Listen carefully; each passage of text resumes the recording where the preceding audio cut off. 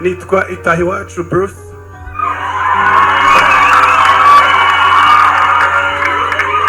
Abantu bakunda kunyita Bruce Melody. Nkaba ndi umuhanzi, nanjye nishimiye ko Imana ihisemo ko umwaka urangira ndaha.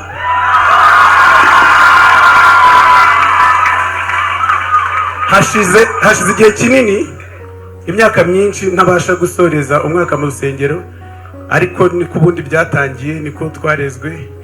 Cya shitani cyagize gutya kiranyihugikana ndatinda, ariko mureke dushimire Imana ko uyu munsi ndi hano. Hanyuma nubwo sintera amagi, ariko iripfuye ndarimenya. Uyu mwaka ugiye kuba umugisha, n'umwaka wawe n'umwaka wanjye ndabyiyumvamo. Haleluya, amen. Murakoze cyane. Bruce Melody yatunguye abantu benshi cyane mu rusengero ubwo yahanuraga avuga amagambo akomeye. Ati nari maze igihe ntaboneka mu rusengero, ati n'ubwa mbere nsoje umwaka ndi mu rusengero, by'umwihariko ngahabwa n'umwanya ndi ku ruhimbi. Ati nubwo ntatera amagi, atariko iripfuye ndarimenya. Ati uyu mwaka ndi kwiyumvamo ko uzaba umwaka w'umugisha kuri buri muntu wese uri muri aya masengesho. N'amagambo Melody yatangaje ubwo yarahawe umwanya ashimira Imana, avuga ko anejejwe no kuba asoje umwaka wa 2025 akinjira mu mwaka wa 2026 ari mu rusengero.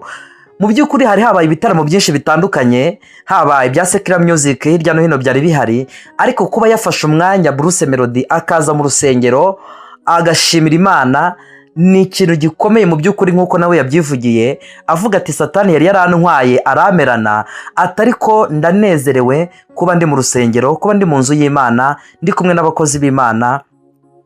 Ibi yabivuze ari kumwe n'itsinda ry'abaramyi bari barimo bari kuramya bahimbaza Imana nk'uko byari bimeze mu nsengero hirya no hino zitandukanye, ubwo abakristo bari barimo bashimira Imana banezererwa ibyiza Imana yabakoreye uyu mwaka utambutse, ariko kandi nanone bayiragiza kugira ngo uyu mwaka izabane nabo kandi izabashyigikire. Melody rero yaje gutungurana agaragara mu rusengero, umuntu w'umusitari. Mu by'ukuri ni ibintu byakoze ku mitima y'abantu benshi cyane, abantu baranezerwa, baravuga bati mu by'ukuri urwego rwose umuntu yaba agezeho akwiriye kumenya ko ibyo agezeho byose ari Imana ibimugejejeho, bigatuma afata umwanya wo gushimira Imana. Bruce Melody yabaye urugero rwiza ku bandi bahanzi, avuga ati ahantu hose Imana yakugeza cyangwa se ahantu hose wagera, ugomba kuzirikana ko ari Imana ihakugejeje, hanyuma ukayishimira kandi ushimira Imana unayiragiza umwaka ugiye kwinjiramo kugira ngo uzaba umwaka udasanzwe. Melody rero mu magambo akomeye ameze nk'ubuhanuzi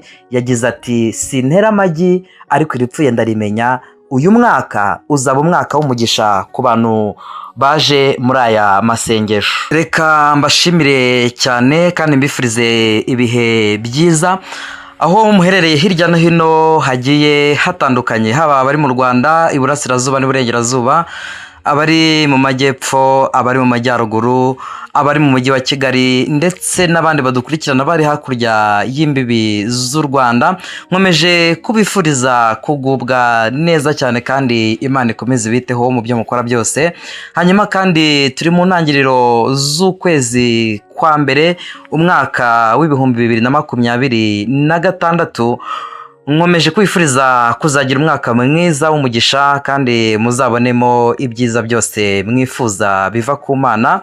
Hanyuma kandi uzabe umwaka wo gusohorezwa amasezerano ku bizera Imana, ndetse kandi nanone uzaba umwaka w'uburumbuke, gutera imbere, gutsinda, kugera ku ntego no ku ntsinzi, kandi ibitaragezweho mu mwaka utambutse Imana izagushoboze ubigereho. Kandi nanone birasaba nyine gushyiramo imbaraga no gukora cyane, ariko kandi nanone Imana ikabashyigikira. Hanyuma ndasuhuza abari mu Rwanda ndetse nsuhuze n'abari mu bihugu by'amahanga mudukurikirana muri benshi. Hari abarundi badukunda cyane rwose, ndabasuhuje. Abari Uganda, Tanzania, Kenya, hari abandi badukurikira bari muri Amerika, mu bihugu by'Uburayi, za Canada, ndetse n'indi migabane igiye itandukanye.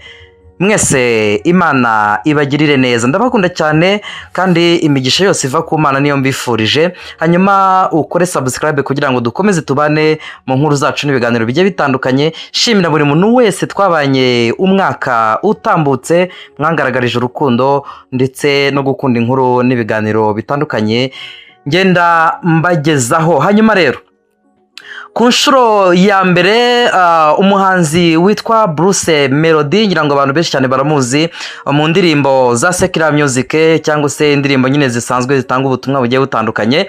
Uyu mugabo ku nshuro ya mbere yagaragaye mu rusengero mu gusoza umwaka, ubwo yari ari mu gitaramo gisoza umwaka wa 2025, hari mu ijoro cyangwa se muri veye barimo nyine bashima Imana bakrozinga umwaka wa 2025.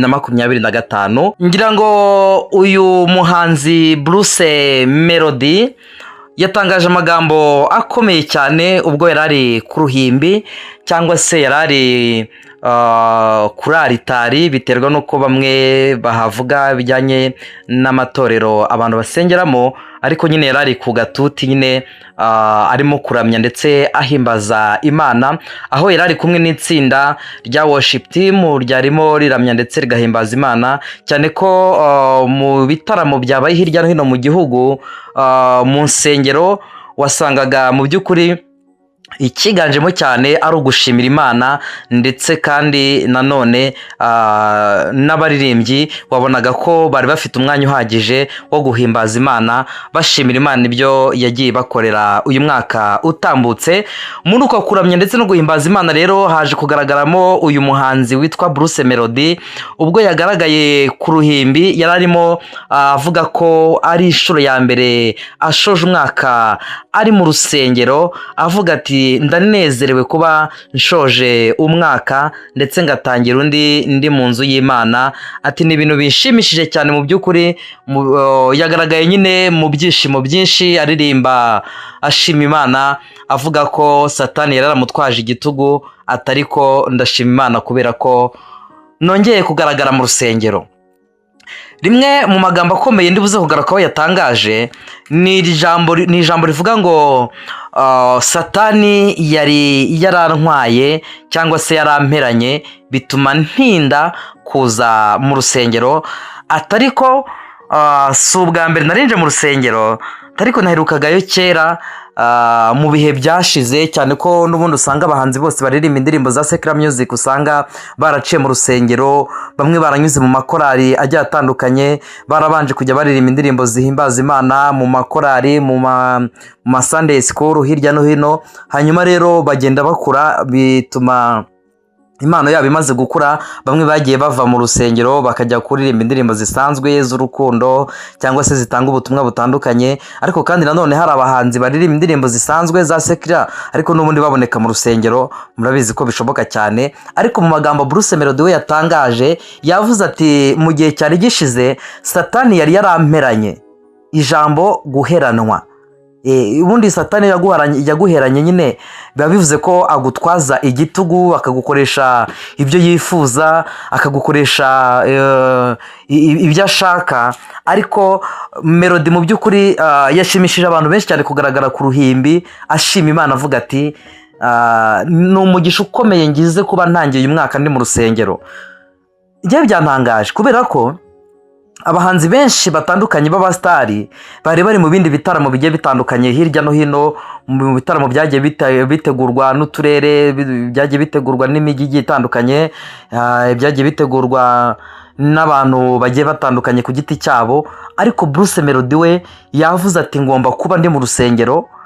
Murabizi hari show zitandukanye hirya no hino, abari bagiye kurasa umwaka ahantu hatandukanye bari bagiye bategura, ariko Melody yagaragaye ku gatuti mu rusengero ari ku ruhimbi, bamuha umwanya ashima Imana, avuga ati ndashimira Imana ko ntangiye uyu mwaka ndi mu rusengero. Ati Satani ndamucitse, yari yaramperanye. Ati ni umugisha ukomeye kuba ngaragaye mu rusengero ndi gushimira Imana. Ni ibintu byiza cyane mu by'ukuri byakoze ku mitima y'abantu benshi cyane, kandi wabonaga ko abantu bari banezerewe. Ubusanzwe Melody ni umwe mu bahanzi baririmba indirimbo zisanzwe ariko n'indirimbo z'Imana, ngira ngo hari izo yaririmbye, ariko akunzwe n'ingeri zose, haba abakristo, haba abandi bantu basanzwe wenda batajya bajya mu rusengero. Akunzwe n'abantu benshi cyane batandukanye. Wabonaga ko abantu bishimiye kumubona ku ruhimbi afashe umwanya ashima Imana, avuga ko anejejwe no kuba atangiye uyu mwaka ari mu rusengero. Abantu benshi cyane batangiye uyu mwaka bari mu rusengero bashimira Imana. Ngira ngo mwagiye mubikurikirana kuri social media mu nsengero nyinshi zigiye zitandukanye. Abantu babonaga ko bafite ibyishimo bari mu rusengero bahimbaza Imana.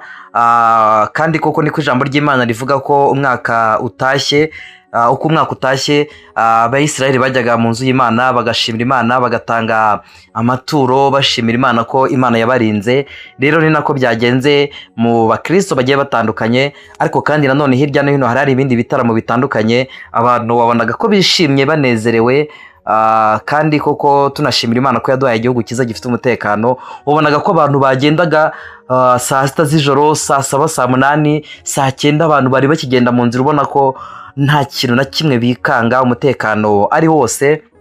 Nk'uko babyijejwe n'umukuru w'igihugu avuga ko nta muntu ugomba kuzabahungabanya, bagomba kuzakesha bishima banezererwa ibyagezweho, ariko kandi nanone bagira n'imbaraga zo kubirinda kugira ngo hatazagira ikibyangiza. Irindi jambo nshaka gusorezaho Bruce Melody yatangaje, yavuze ati, risa nkaho ari ijambo ry'ubuhanuzi ku bumva ubuhanuzi cyangwa bemera ubuhanuzi. Yatunguranye cyane mu ijambo rikomeye yavuze uyu mugabo. Yavuze ati, sintera amagi. Iryo ni ryo jambo Bruce Melody yakoresheje. Yavuze ati, sintera amagi, atariko iripfuye ndarimenya.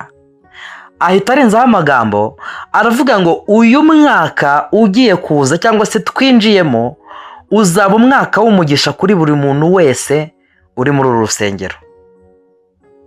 Ni ijambo ry'ubuhanuzi, ijambo rikomeye. Yavuze ati, sintera amagi ariko iryapfuye ndarimenya. Ati uyu mwaka tugiye kwinjiramo uzaba umwaka w'umugisha kuri buri muntu wese. Ubwo yabwiraga abantu bari bamukurikiranye, haba mu rusengero n'abari bakurikiranye amateraniro live kuri YouTube. Yavuze ati uyu mwaka uzaba umugisha kuri mwe no kuri jye. Ati kandi ndabyiyumvamo. Rero ni ibintu byiza mu by'ukuri. Iyo ubona umuntu w'umusitari nk'uriya, Bruce Melody ni umusitari ukomeye cyane. Murabizi ko ari umuntu ukunzwe cyane mu bahanzi bo mu gihugu cy'u Rwanda. Ngira ngo mwagiye mubonana n'uburyo ki ku mbuga nkoranyambaga hamaze iminsi hariho ibintu nakita nk'ihangana, cyangwa se abantu bavuga bati ari Bruce Melody na The Ben, bati ninde mu by'ukuri uhiga undi. Abantu benshi nyine bagiye babivugaho mu buryo bugiye butandukanye. Ariko ikintu cyiza ni uko Bruce Melody yatangiye uyu mwaka ari mu rusengero ashimira Imana. Bikwiye no kuba urugero rwiza ku bandi, bagomba kujya bajya mu nzu y'Imana bagashima Imana. Rega urwego rwose umuntu ageraho burya aba agomba gushimira Imana kuko niyo iba ihamugejeje. Kandi ntekereza ko uyu mwuka duhumeka nta handi tuwukura ni ku Mana. Rero Imana iba yararinze umuntu umwaka wose, aba akwiriye kubyibuka akabiha agaciro, akajya mu nzu y'Imana gushimira, agashimira Imana, akazirikana ineza y'Imana imugiriye kuba ari mu rusengero kandi ari muzima. Reka nsoreze hano bashimira cyane, mvuge ngo Imana ikomeze bane namwe kandi uyu mwaka uzabe umwaka w'umugisha. Hanyuma ntugere udakoze subscribe kuri channel yacu, ibintu byose birushaho kugenda neza. Mwari kumwe na Dani, ndabakunda cyane.